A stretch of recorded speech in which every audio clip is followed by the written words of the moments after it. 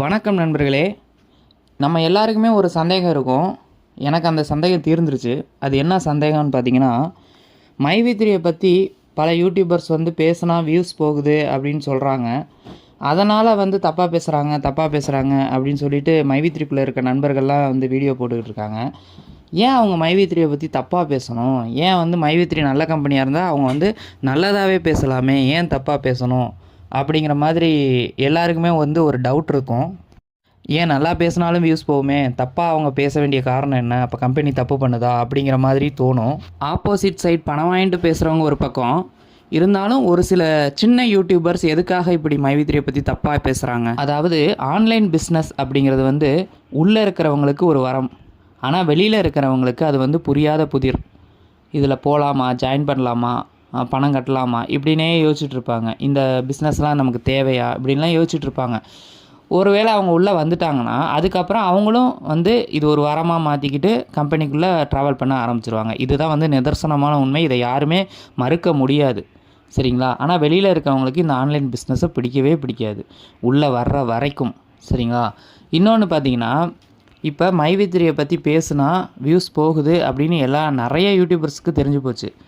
இப்போ மைவி3யை பற்றி பேசணும் அப்படின்னா, நல்லதாக பேசணும் அப்படின்னா, கம்பெனியை பற்றி எதுவுமே தெரியாமல் நல்லதாக பேசிட்டோம் அப்படின்னா, கம்பெனி நாளைக்கு எதுவும் ஆயிடுச்சு, கம்பெனி ஒர்க் ஆகலை அப்படின்னா, நம்மளை மக்கள் நீ சொன்னனு தானே நான் சேர்ந்தேன், நீ சொன்னனு தானே சேர்ந்தேன்னு கேட்பாங்களே அப்படிங்கிற ஒரு தாட் இருக்கும்.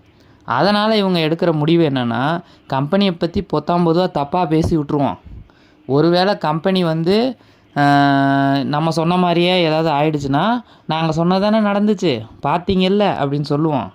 சப்போஸ் இல்லை, கம்பெனி மீண்டு வந்துருச்சு அப்படின்னா, உங்கள் கம்பெனி மேலே எங்களுக்கு எந்த விதமான தனிப்பட்ட வெறுப்பும் இல்லைங்க, மக்கள் இந்த மாதிரியெல்லாம் ஏமாந்துடாதீங்கன்னு தான் நாங்கள் சொன்னோம். ஏற்கனவே ஒருத்தன் இப்படி தான் சொன்னோம்.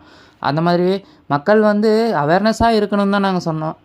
மற்றபடி உங்கள் கம்பெனி நல்லா நடந்தால் எங்களுக்கும் சந்தோஷம்தாங்க, நீங்கள் மக்கள் நல்லா இருக்கட்டுங்க அப்படின்ற ஒரு வீடியோ போட்டு அவங்க பாட்டுக்கு அவங்க வேலையை பார்க்க ஆரம்பிச்சிடுவாங்க.